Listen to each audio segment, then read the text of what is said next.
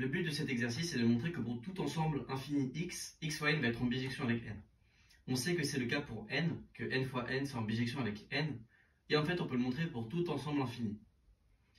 La preuve que je fais ici, c'est la première étape à la preuve de x fois x en bijection avec x, qui a un énoncé plus fort que celui-là.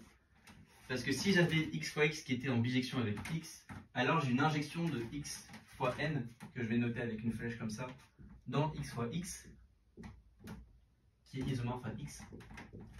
Si j'admets que j'ai une bijection entre x fois x et x, alors j'ai une injection de x fois n dans x. Comme j'ai aussi une injection de x dans x fois n, j'aurais terminé. Mais ça, c'est la première étape. Et elle passe par une partition de x en ensemble dénombrable infini.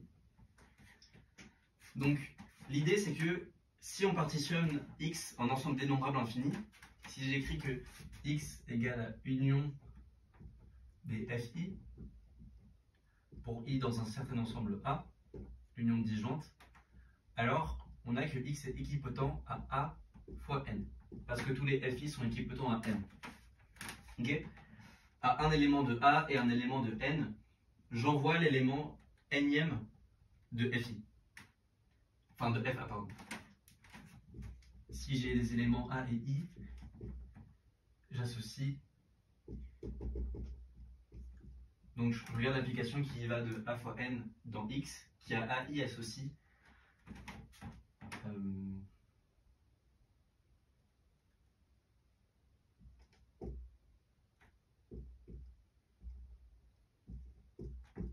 le nème élément de f1. Je l'écris comme ça. Donc ça, le fait que c'est une partition dit explicitement que c'est une bijection. Et donc j'ai que x est isomorphe est en bijection avec a fois n.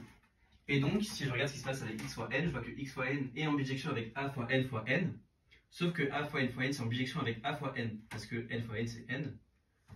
Ok, donc x fois n est en bijection avec a fois n, ça c'est n, qui est en bijection avec x. Voilà, donc on a terminé.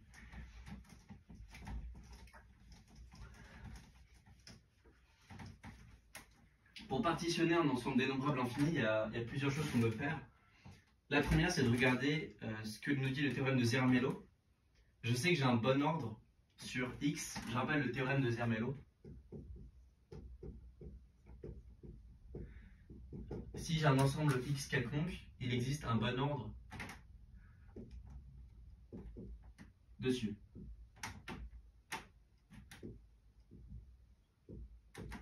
Et un bon ordre, c'est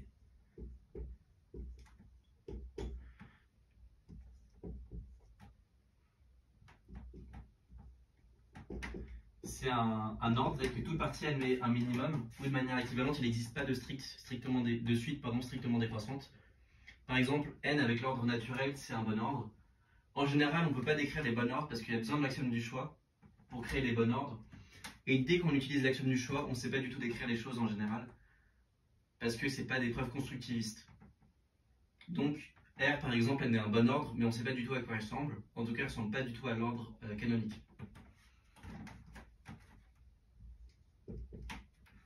Donc, des bons ordres, c'est comme ça. Toute partie admet un minimum. Un minimum, c'est un élément qui minore la partie. Voilà. Ok, donc maintenant que j'ai mon bon ordre, je vais considérer une relation d'équivalence sur x. Partitionner un ensemble en ensemble, c'est équivalent à trouver une relation d'équivalence dessus. Donc je vais dire que si x dans x, si j'ai des éléments, je vais dire que x est équivalent à y si y peut s'obtenir de x avec une combinaison finie de successeurs ou de prédécesseurs. Okay, la relation x équivalent à y si y a un prédécesseur ou un successeur, elle est symétrique. Et donc elle peut se compléter de manière unique en une relation d'équivalence. Et c'est ce qu'on fait ici. On sait qu'on a un élément de dénombrable de successeur, parce que si j'itère, j'ai x, j'ai son successeur, j'itère, ça fait qu'un ensemble infini dénombrable, parce que l'ensemble est infini de base.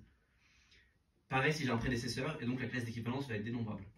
Ok, donc je dis que x est équivalent à y si il existe x1, xn égale y,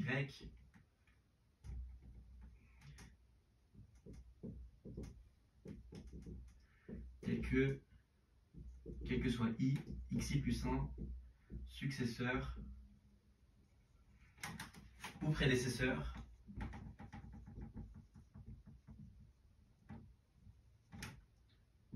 de xi. Ok? Donc comme j'ai dit, ce qu'on a envie d'avoir comme relation d'équivalence, c'est celle x équivalent à y si on itère un nombre fini de fois un prédécesseur. Et ça, c'est un phénomène qui est général. Dès qu'il y a une relation qui est symétrique, tu la complètes d'une unique manière. De cette façon-là, on a une relation transitive qui en fait une relation d'équivalence. Ok, donc ça, c'est une relation d'équivalence. Et c'est facile de voir que les classes, chacune des classes est dénombrable parce qu'elle s'obtient à partir d'un chacun de points en itérant les prédécesseurs ou les successeurs. J'ai oublié de montrer que tout bon ordre, si on a un bon ordre, on a forcément pour tout élément un successeur et un prédécesseur. Pour le successeur, on prend juste le minimum de x privé des éléments qui sont plus petits que x. Ça fait un successeur. Il y en a un unique. Et pour le prédécesseur, on fait pareil. On fait pareil. Ok. Voilà, donc ça conclut. J'ai fait une partition en ensemble dénombrable.